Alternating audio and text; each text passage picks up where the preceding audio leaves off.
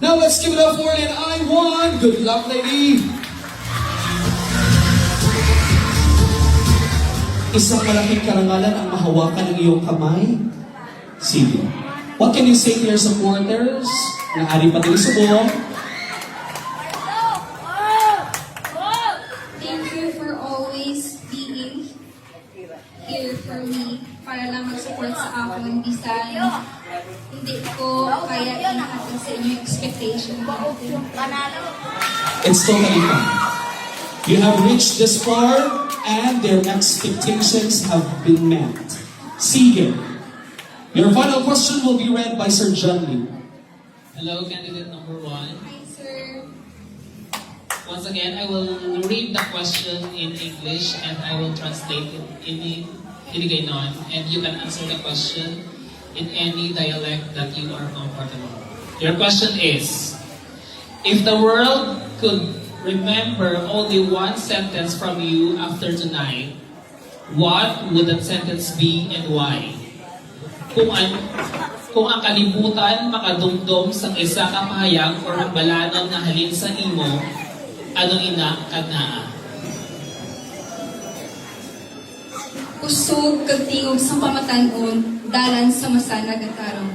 Because I firmly believe that the youth are the heartbeat of our community. Our strength represents our endless energy, our passion to serve, and our ability to overcome challenges. Our voice stands for courage, to share ideas, advocate for change, and lead with purpose. Tonight, we, the candidates, are strongly believing ourselves, prove that we are ready to take responsibility. We prove that we are ready to take responsibility. We are the living proof that when we combine our strength with our voice, we pave this year's path toward progress, peace, and prosperity. Indeed, we are the pathway that will lead our beloved Barangay Tarong to a brighter and successful tomorrow. Thank you.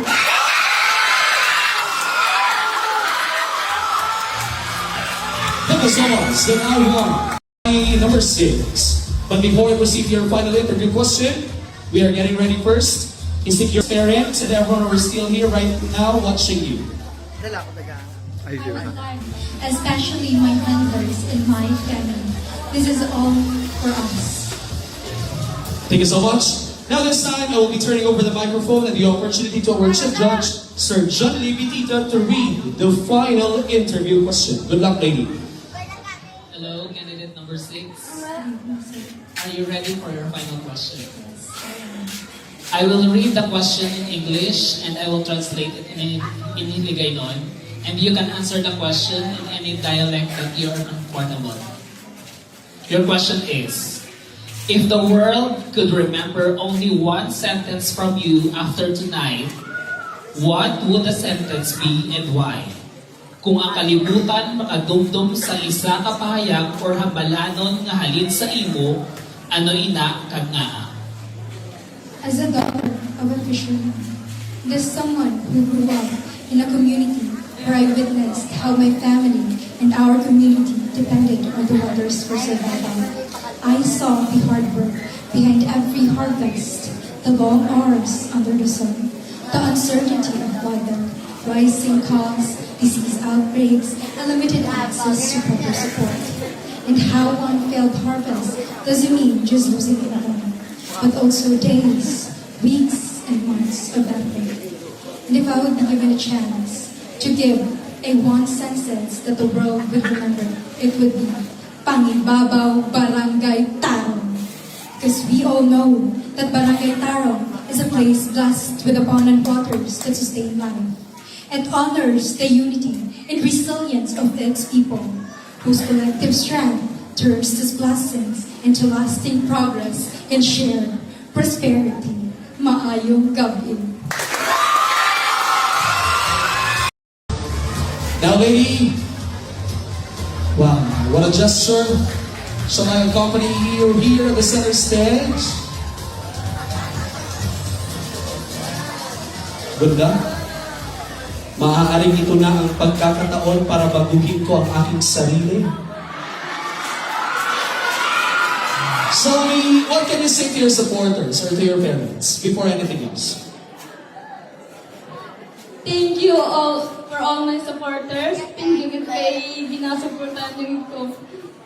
Kag sa akong pamilya nga naging motivation ko sa mga. She's about to cry. But now, lady, Lin Ai, number 7, good luck. Your final interview question will be read by our Chief Judge, Sir John Limitita. Hello, candidate number 7. Sir, good evening. I will read the question in English and I will translate it in Hiligaynon. And you can answer the question in any dialect that you are comfortable. Your question is, if the world could remember only one sentence from you after tonight, what would that sentence be and why? Kung ang kalibutan makadumdum sa isa ka pahayag or hambaladon nga halin sa imo, ano ina kang naa? I believe ang balalan nga makakita sa akin siguro is pag atong gid sa Ginoo kay subong nga tayong balaan ko nga gintuman niya gid ang akong nga pangamuyo nga madala isa sa top 3 kag subong naging tubakid man niya wala gid imposible sa Ginoo kag salamat gid Lord. Thank you.